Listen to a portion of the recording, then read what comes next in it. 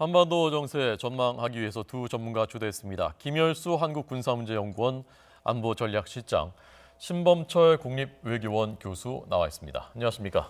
안녕하십니까?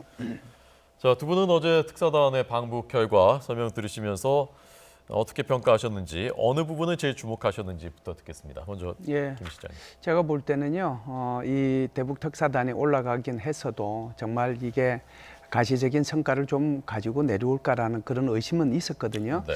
그래서 가시적인 성과 정도를 생각한다면 북한이 핵과 미사일 실험을 유예하는 모라토리엄 정도, 그리고 이제 거기에 대한 반대급부로 한미연합훈련 계획돼 있었던 거 일정이든 기간이든 좀 축소, 그 정도로 막교환하는 선이면은 그나마 성공하겠다라고 이제 다 평가를 했는데, 아시다시피 이제 6개의 그 항에 대해서 서로 합의를 했고, 그 중에서도 이제 가장 관심 있는 것은 역시 북한이 미국과의 대화에 나서고 비핵화하겠다라고 하는 것이 제가 볼 때는 남북 정상회담이나 한라인 설치보다는 훨씬 더 방점이 가 있는 그런 성과였지 않는가 이렇게 봅니다. 네, 신 교수님은 어떤 부분?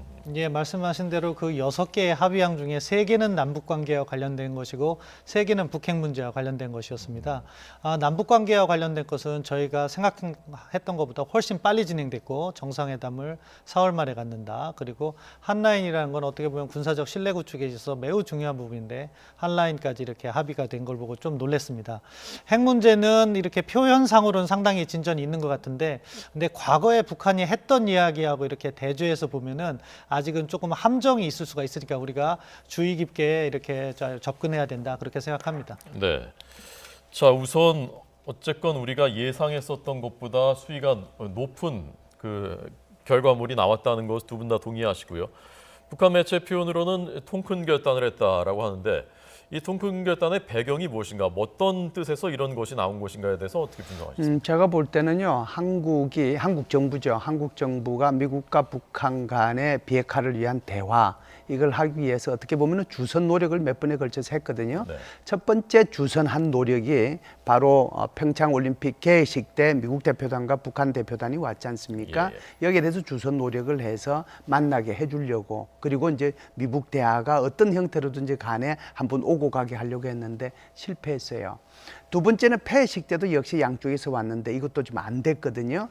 그런데 이 과정 속에서 한국 정부 관련되는 사람들이죠. 안보 관련되는 사람들이 북한에서 1차 그리고 다시 2차, 소위 말해서 개폐회식 때 참석했던 이 대표단들에 대해서 어마어마하게 극진하게 대접을 하고, 정말 진솔되게 우리가 이렇게 미국 대화를 하지 않으면 남북 대화가 안 간다라고 하는 것을 토의하고 설득하고 토의하고 설득하고 그런 과정을 저는 겪었다라고 생각을 합니다. 그래서 이번에 올라간 것은요, 여태껏 설득한 것에 대해서 김정은이가 다 보고를 받았을 것으로 생각을 하고, 그 보고받은 내용에 대해서 우리 특사단한테 답을 내려주는 그런 거였거든요. 그렇기 때문에 우리의 그런 노력들이 얼마나 진지했는가라고 하는 것을 이제 김정은 스스로가 느꼈을 거라고 보고요. 그런 차원에서 보면 김정은이가 우리가 생각했던, 제가 최초에 말씀드렸던 모라토리움과 한미연합훈련 중단의 막교환 정도를 더 뛰어넘어서 비핵화하겠다는 그런 의지를 내보인 게 아닌가, 그런 생각을 합니다. 물론 이렇게 된 데는 우리의 의지가 많이 작용을 했고, 북한의 김정은의 통큰 어떤 그 결단이 중요한 역할을 하긴 했지만, 그래도 이 북한이 이런 대로 나오게 할 수 있고 또 통큰 결단을 하게 한 데는 역시 북한에 대한 최대한의 압박과 관여, 정책이라고 하는 것이 일정 부분 역할을 수행했다라고 생각을 합니다. 네, 신 교수님의 분석은 무엇입니까? 뭐 기본적으로 김열수 교수님 말씀하신 데 동의하고요. 그런데 이제 통큰 결정이라는 것을 우리 정부의 통큰 결정이라고 북측에서 표현한다는 것은 아무래도 남북관계 진전에 있어서의 우리 정부의 그 진정성을 확인해 준 측면이 있다고 생각합니다. 우리 정부가 통큰 결단을 했다고 표현했나요? 북한이? 예, 저는 그렇게 알고 있는데, 그렇기 때문에 뭐 우리 정부의 그 진정성을 자기들이 확인했다는 측면에서 그렇게 얘기했을 거라고 보고요. 다만 비핵화 부분은 사실은 저는 약간 우려되는 부분이 있습니다. 왜냐하면은 자기들이 그러니까 공동 합의문 3항이죠. 비핵화를 이야기하면서 자기들에 대한 위협이 해소되고 그리고 체제가 보장돼야지 비핵화를 한다. 이 워딩은 사실은 어떻게 보면 과거에 했던 말입니다.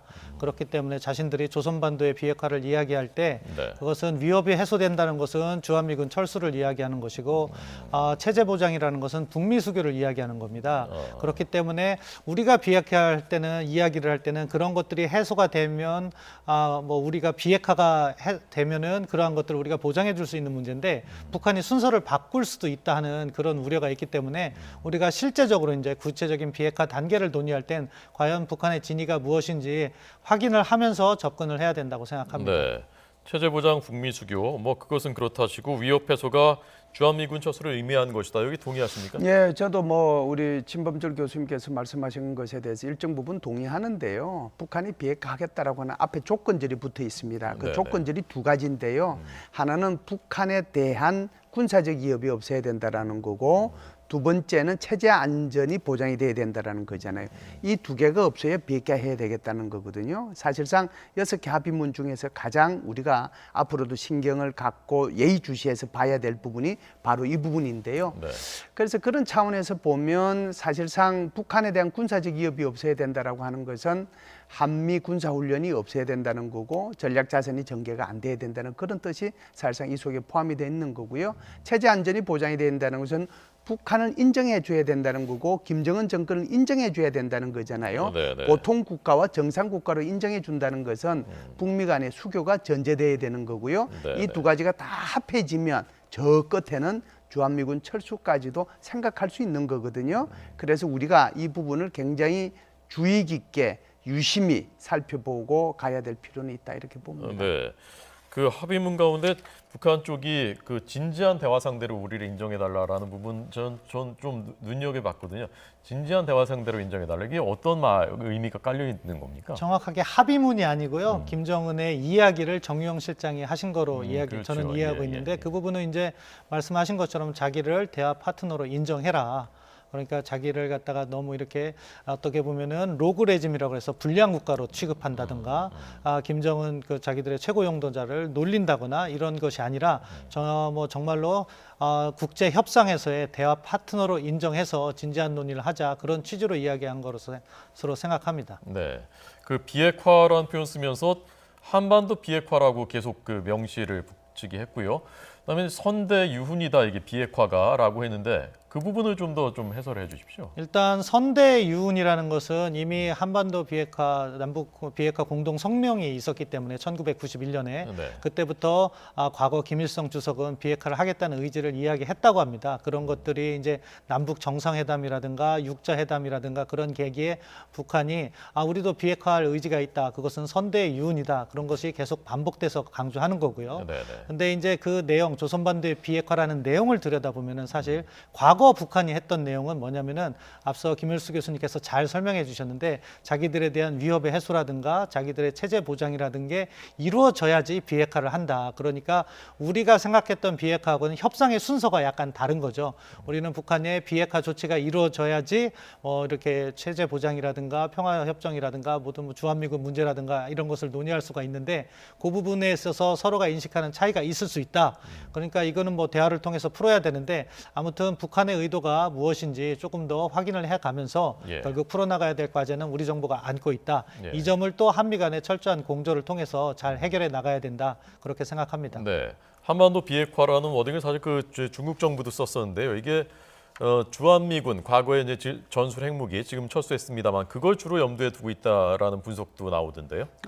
전술 핵무기는 이제 이미 1991년도에 다 철수를 했고요. 네. 전술 핵무기를 철수하고 난 뒤에 그때 당시에 노태우 대통령, 그분 예. 이름이 갑자기 생각 안 나서 예, 예. 죄송합니다. 노태우 대통령께서 우리 한국에는 전술 핵무기 하나도 없다라고 선언을 했잖아요. 네네. 그 선언하고 난 뒤에 남북한 간에 그해 12월 31일 날 남북한 비핵화 공동 선언을 한 거거든요. 그리고 나서 이제 그 다음에 1992년도 2월 달에 사실상 이게 발효가 됐는데요. 그 내용의 핵심은 이런 거예요. 서로 간에 이 핵무기에 대한 연구, 생산, 저장, 배치, 운용 이거 못한다. 두 번째는 핵물질의 비축, 재처리 이거 못한다. 한 대여섯 개 항이 있는데 가장 결정적인 게 이 두 개 항입니다. 이 두 개항을 사실상 1993년부터 북한은 계속해서 어겨왔다라고 봐야죠. 그럼에도 불구하고 늘 우리를 만날 때 또는 중국의 대표자를 만날 때 또는 우리의 과거에 정동영 장관이 올라갔을 때도 마찬가지였지만 올라갔을 때마다 늘 대내기였던 말 중에 하나가 선대의 유인인 한반도의 비핵화에는 변함이 없다. 문제는 지금 우리 신 교수께서 말씀하신 것처럼 앞에 있는 조건이죠. 어떤 조건이 되면 한반도 비핵화하겠다라고 하는 거거든요. 그러니까 선대 유인처럼 우리는 한반도 비핵화한다. 앞에 조건만 충족되면 이게 항상 빠져 있는 거고 이것 때문에 문제가 계속되고 있는 것이죠. 네. 그러니까 7.4 공동성명 때 이제 그 김일성이 그걸 밝혔다라니 거기에 이제 동의했다는 얘기인 거군요. 선대 유인이라는 것이. 예. 정상회담이 처음에 그 얼마 전까지만 해도 정상회담에 대해서 그 회자될 때 6월 15일 또는 8월 15일이 많이 거론됐단 말입니다. 그런데 훨씬 더 당겨져서 이제 다음 달 4월인데요. 이렇게 빠르게 추진하는 것은 어떤 의미가 있다고 보십니까? 예, 어제 정의용 실장이 설명한 바에 의하면 북측의 요청으로 4월 달에 이렇게 개최되게 되었다 이런 말씀을 하셨는데 그 배경은 북한이 무언가 남북 관계를 통해서 돌파구를 마련해 보려는 의도가 있지 않느냐 그런 생각. 그 배경에는 그러면은 대북 제재가 통하고 있다 그런 것도 볼 수가 있고요. 아무튼 북한으로서는 보다 이른 시기에 정상회담을 개최하고 무언가 현 상황을 변경해 보려는 그러한 의도를 가지고 있는 것으로 생각합니다. 근데 이제 여기서 우리가 이제 정상회담에 대한 기대치와 접근 전략을 고민해 볼 필요가 있는데요. 사실 4월이면은 북미 간의 대화가 이루어진다고 해도 탐색적 대화 수준이고 그때까지 제재가 해제되기 어려운 측면이 있습니다. 네네. 그렇기 때문에 개성공단이라든가 금강산강과 같이 어떻게 보면 남북 간의 그 관계를 획기적으로 진전시키기 위해서 무언가 합의를 이뤄내기는 상당히 제한되는 부분이 있거든요. 이런 측면에서는 남북 간의 신뢰 구축 조치라든가 또 이산 가족 문제라든가 현실적으로 낮은 단계에서 하나씩 풀어갈 그런 방향에 대해서 우리가 고민을 해야 될 것 같고 또 북한을 비핵화 대화에 보다 적극적으로 이렇게 견인하기 위해서 네. 그런 부분도 양 정상이 어떻게 좀 허심탄회한 논의를 함으로써 비핵화 부분도 발전시키는 그러니까 우리 정부의 입장으로서는 한 축에서는 남북 관계와 다른 축에서는 비핵화 문제를 같이 이렇게 돌리는 그러한 지혜가 필요하다 이렇게 생각합니다. 네. 남북 정상이 만났는데 11년 만에 만났는데 합의가 뭐 이산가족 상봉 정도 그렇게 나오기에는 너무 적지 않습니까? 성과물이. 예, 그런 게 아쉬운 측면이 있는데 그렇기 때문에 아마 4월에 개최를 하면서 판문점에서 하는 그런 아이디어를 낸 것 같습니다. 왜냐하면은 처음에는 평양으로 초청을 하지 않았습니까? 네네. 그럴 경우에는 최소한 1박 2일이나 2박 3일 많은 토의를 하고 많은 성과를 낼 수 있는데 현실적으로 이것이 뭐 우리가 북한에게 뭐 예전에 정상회담을 보면은 개성공단이라든가 또는 서해 평화협력지대와 같은 경제적인 교류가 확대되는 그러한 논의를 했는데 네. 현실적으로 4월에 그런 걸 하기는 쉽지 않기 때문에 그러한 타협점으로 해서 아마 만나서 현재 상황을 진단하고 앞으로의 해법을 논의한 다음에 몇 가지 성과서 뭐 이산가족은 작다고 하지만 뭐 작지만 출발점이 될 수 있다고 생각하고요. 네. 그런 것들을 성과사업 한두 개를 하고 오찬 정도 하고 헤어지는 그 정도의 정상회담이 되지 않을까. 대신에 중요한 게 하나가 더 있습니다. 네. 이러한 정상회담을 마치 셔틀 외교처럼 이제 앞으로 보다 잦은 관계로 갖고 어느 순간 비핵화 부분에 있어서 진전이 있어서 북한에 대한 제재가 해제되는 그런 단계가 이루어지면 또한 그 단계에서의 정상회담은 보다 더 큰 경제 교류를 논의할 수 있어서 남북 관계가 획기적으로 이렇게 진전될 수 있는 그러한 계기를 또 만드는 그러니까 우리로서는 단계마다 나름대로의 전략을 수립해서 우리가 원하는 목표 남북 관계의 지속 가능한 발전 하나 그리고 한반도 비핵화를 통한 안전 이것을 다 추구하는 접근 전략이 필요하다 그렇게 말씀드리겠습니다. 네.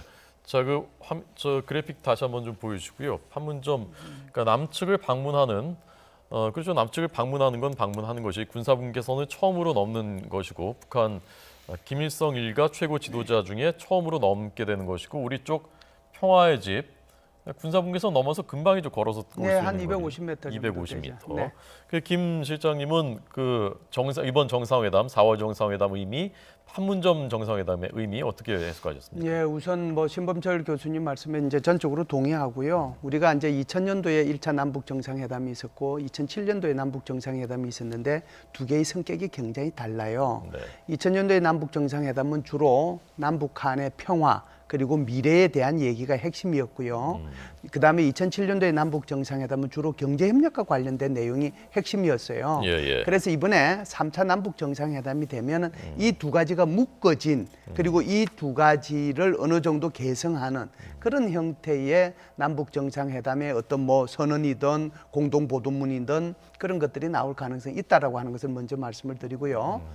두 번째는 지금 1차 정상회담이든 2차 정상회담이든 우리가 전부 다 올라갔잖아요. 네, 네. 그래서 지난번에 김여정 특사가 왔을 때 다시 우리 문재인 대통령에 대한 방북 초청을 요구했지 않습니까? 방북 초청을 한다라고 얘기를 했는데 그렇게 되면은 또 우리나라 대통령께서 또 올라가시잖아요. 네, 그래서 네. 이제 그때 당시에 우리 국민들 일부에서는 비판적인 시각도 있었는데 첫 번째도 올라가고 두 번째도 올라가고 세 번째 또 올라가느냐 하는 그런 얘기들이 있었거든요. 그런데 이번에는 오히려 평양으로 안 가니까 일단 세 번째 안 올라가는 거고요.